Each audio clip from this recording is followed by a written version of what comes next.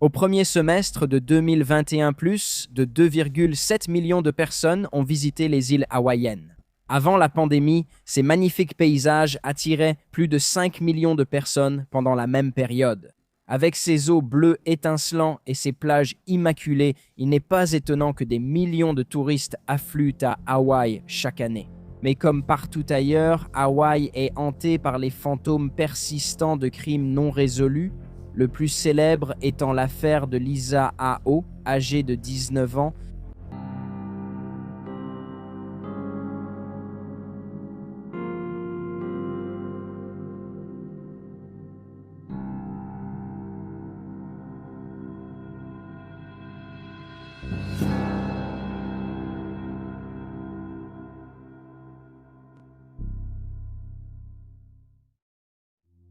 Lisa Ao est née le 25 juillet 1962 à Honolulu de Chester et Patrice Ao.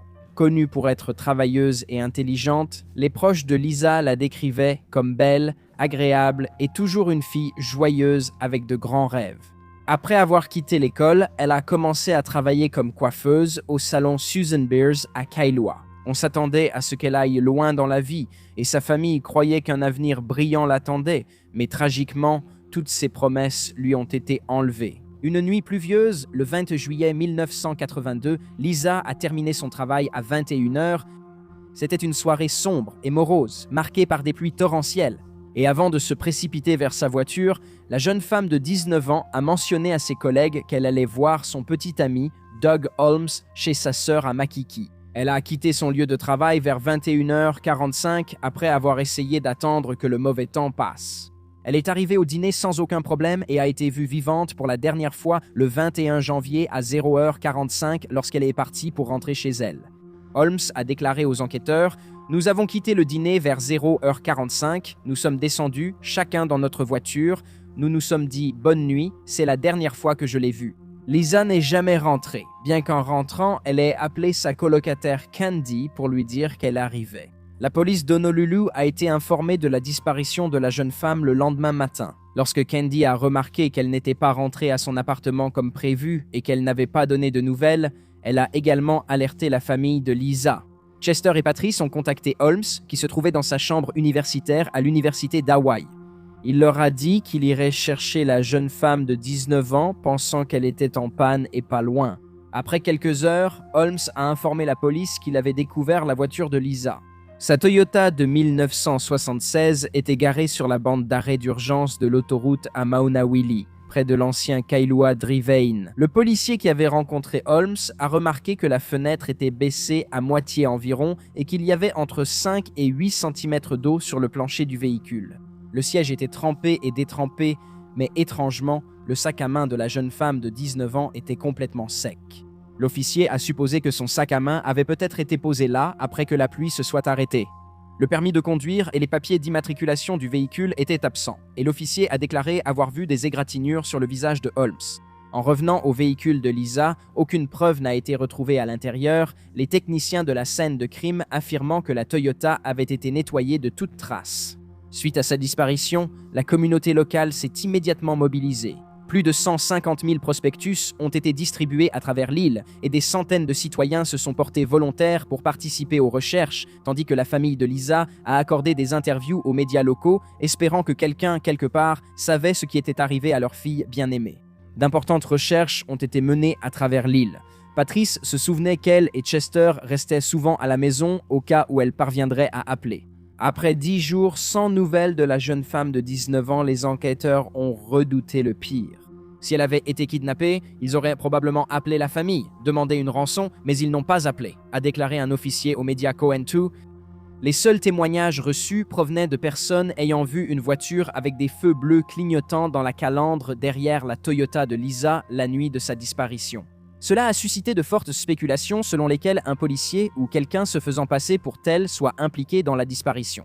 Le 31 janvier 1982, 10 jours après que Lisa ait été vue pour la dernière fois, son corps a été découvert nu et en décomposition par un jogger. Ses restes ont été retrouvés dans un ravin près de Tantalus, dans la région de Makiki, à environ 12 mètres en contrebas d'un talus. Elle gisait face contre terre dans les hautes herbes, comme jetée depuis la route. Malheureusement, son corps s'était décomposé au point que la cause de sa mort n'a pas pu être déterminée, bien que son dossier ait tout de même été classé comme un homicide, compte tenu des circonstances. Lorsque l'affaire est passée de l'unité des personnes disparues aux enquêteurs de l'homicide, Bert Corniel, un lieutenant de la division des enquêtes criminelles, s'est impliqué. Il a été interviewé par Hawaii News Now en 2019 à l'âge de 72 ans avec l'affaire de Lisa douloureusement gravée dans sa mémoire. Corniel a révélé que quelques jours seulement après la découverte du corps de la jeune femme de 19 ans, la police avait un suspect, un autre policier. Peu de temps après, cette théorie est devenue publique, provoquant une certaine terreur et inquiétude compréhensible parmi les habitants, en particulier les femmes, qui craignaient d'être arrêtées par un policier meurtrier. Il y avait des spéculations selon lesquelles la carte grise et le permis de conduire de Lisa manquaient dans son sac parce qu'elle les avait remis à un policier qui l'avait fait se ranger sur le côté. La panique liée aux policiers prédateurs a persisté sur l'île malgré les assurances des autorités affirmant que les femmes n'avaient pas à s'arrêter pour des voitures de police banalisées. Le sentiment d'appréhension est finalement devenu si intense que le département de police d'Honolulu a interdit les feux bleus clignotants de calandre qu'ils utilisaient auparavant. La théorie de l'implication d'un policier était la principale dans l'affaire Lisa, mais pas la seule. Certaines suppositions disaient qu'elle aurait été enlevée de sa voiture et tuée ailleurs ou que le véhicule aurait été placé à Kailua pour faire croire qu'elle y avait été enlevée et cela a duré presque 1 an. Un grand jury a examiné des éléments de preuve contre le policier en particulier qui avaient été identifiés par l'unité des homicides. Malgré l'enquête prolongée, le procureur de la ville de l'époque n'a pas réussi à obtenir une mise en accusation. Selon l'enquêteur de police à la retraite Bert Corniel, cet échec est survenu à cause des actions précipitées des policiers qui enquêtaient sur l'affaire. Ils devaient sans doute trouver un suspect pour calmer la panique publique et réduire la pression de leurs supérieurs. Corniel a déclaré à Hawaii News Now qu'ils avaient tiré des conclusions prématurées. Pourtant, lorsque le nom de l'officier a été divulgué, une autre femme s'est manifestée pour affirmer qu'il l'avait également arrêté en utilisant des gyrophares bleus sur sa voiture banalisée, la même nuit que la mort de Lisa. L'officier a admis avoir arrêté cette femme pour la prévenir de sa conduite erratique, mais il a nié avoir arrêté Lisa ou être impliqué dans sa mort. Les principaux éléments de preuve de l'accusation contre l'officier en question comprenaient le fait qu'une autre femme l'avait accusé de l'avoir arrêté lors d'un contrôle routier suspect, qu'il habitait près de Lisa et qu'une plainte pour harcèlement sexuel avait été déposée contre lui par une jeune femme lors d'une patrouille avec la police. Pourtant, aucun jury n'a été convaincu de l'inculpé. Bert Corniel pense que ce résultat a entaché l'affaire, car il a mis en lumière les échecs des enquêteurs et a découragé les procureurs de la poursuivre. Il a également déclaré que l'enquête bâclée et menée à moitié avait pratiquement empêché d'explorer d'autres théories et d'autres pistes d'enquête. Et même aujourd'hui, près de 4 décennies plus tard, de nombreux habitants croient encore qu'un policier est responsable de la mort de Lisa. Cela renforce encore le caractère corrompu de l'inculpation. Il y a le fait qu'un officier nommé Michael Raffelt a été invité à dire à un grand jury qu'il avait vu la voiture de Lisa la nuit de sa disparition et qu'il avait vu un agent de patrouille près de la voiture. Michael, cependant, a refusé de mentir et n'a jamais témoigné. Il dirigeait la circulation après un glissement de terrain près de l'endroit où la voiture de Lisa a été découverte le lendemain matin. Et il a toujours affirmé qu'il n'avait pas vu la jeune femme de 19 ans ni sa Toyota. Cette nuit-là, Corniel a décidé de repartir à zéro après l'absence de mise en accusation, en retrouvant et en interrogeant des témoins que l'enquête initiale n'avait pas suivi ou avait carrément ignoré. Pendant qu'il travaillait, il a finalement réussi à rassembler des preuves qui, selon lui, réfutaient l'idée qu'un policier prédateur avait pris Lisa pour cible. En retraçant les derniers déplacements de la jeune femme de 19 ans, il a découvert son permis de conduire qui avait été laissé dans un magasin où elle s'était arrêtée après le travail. Elle a dû présenter sa pièce d'identité pour faire un chèque. Le fait que les autorités n'aient pas réussi à accomplir une tâche aussi simple que de retracer les derniers déplacements de Lisa montrait clairement que l'enquête initiale avait vraiment été médiocre. Avec le permis désormais en possession des autorités, Corniel était convaincu que Lisa n'avait pas été contrôlée par un policier. Puis, il est allé à l'immeuble de Makiki où la jeune femme de 19 ans avait été vue vivante pour la dernière fois. Il a constaté qu'un agent de sécurité, non contacté par la police, travaillait sur place. Le gardien, Thomas Thornberg, a raconté à Corniel qu'il avait vu Lisa et son petit ami se disputer cette nuit-là vers 23h avant qu'elle ne parte en voiture, suivie peu après par Holmes. Holmes lui-même n'avait pas mentionné à la police que le couple s'était disputé, Un autre témoin retrouvé par Corniel était une livreuse de journaux nommée Charlotte Kamaka. Kamaka allait ensuite témoigner devant un grand jury. Voilà, vers minuit et demi la nuit de la disparition de Lisa, alors qu'elle effectuait sa tournée habituelle, elle avait remarqué un homme qui était passé en voiture devant elle, dans une voiture bleue avec une passagère qui semblait dormir ou être inconsciente. Kamaka a dit qu'elle avait remarqué cela parce que, je cite, « Sa tête a basculé quand la voiture a tourné, elle est simplement retombée ». Elle a ensuite ajouté qu'elle a bien vu le conducteur lorsqu'il a fait demi-tour sur une aire goudronnée, affirmant que lorsque la voiture a tourné, l'homme s'est arrêté et l'a fixé du regard, mais à ce moment-là, la passagère avait disparu du véhicule. Après la découverte du corps de Lisa, Kamaka a signalé à la police ce qu'elle avait vu la nuit où la jeune femme de 19 ans a disparu, mais ces informations ont été ignorées. Elle a déclaré qu'un détective avait noté ses coordonnées, mais qu'ils ne l'ont jamais contacté pour obtenir une déclaration complète. Pourtant, Kamaka a continué à contacter la police pour savoir ce qu'il faisait, sentant au fond d'elle que ce qu'elle avait vu était important. Ce n'est que lorsque Corniel l'a contactée qu'elle a pu raconter toute l'histoire de ce qu'elle avait vu. 3 ans après la mort de Lisa, Nelson Lum, l'enquêteur principal sur son affaire, a écrit dans une déclaration sous serment que sa vaste et approfondie enquête sur le crime n'avait révélé aucune preuve. Contre, je cite, un employé de la ville agissant dans le cadre de ses fonctions, Lum était certain qu'aucun de ses agents n'était responsable de ce qui était arrivé à Lisa. Il a également déclaré qu'il n'y avait aucune preuve directe quant à la personne ayant causé la mort de Lisa A.O., bien qu'il ait ajouté qu'il y avait un ou plusieurs suspects dans l'affaire. Doug Holmes, le petit ami de Lisa, a admis qu'il savait qu'il était l'un de ces suspects. Après avoir accepté 2 tests au détecteur de mensonges, il a échoué aux 2. Il expliquait cet échec par sa culpabilité, tandis que l'homme remarquait qu'il n'avait pas d'autre raison de soupçonner Holmes. En dehors des résultats du test, nous savons que les détecteurs de mensonges sont notoirement peu fiables. Dans le cadre d'une action en justice intentée des années après la mort de Lisa, Lum a révélé que Holmes avait exprimé davantage sa culpabilité lorsqu'on l'a interrogé. Il a aussi dit qu'il regrettait de ne pas avoir accompagné Lisa sous la forte pluie, car elle venait d'obtenir son permis et était encore une conductrice inexpérimentée. L'homme a ajouté qu'il pensait que Holmes n'était pas responsable du crime parce que les autorités n'avaient pas réussi à trouver de mobile. Citation.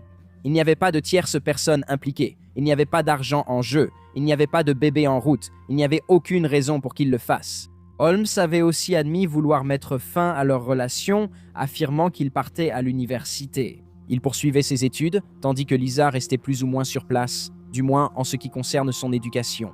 Le Honolulu Star a rapporté en octobre 1991 que Kamaka avait identifié le 2e suspect de la police lors d'une séance d'identification sur photo. Le journal mentionne que ce suspect a échoué à 2 tests au détecteur de mensonges, ce qui indique qu'il s'agissait de Doug Holmes.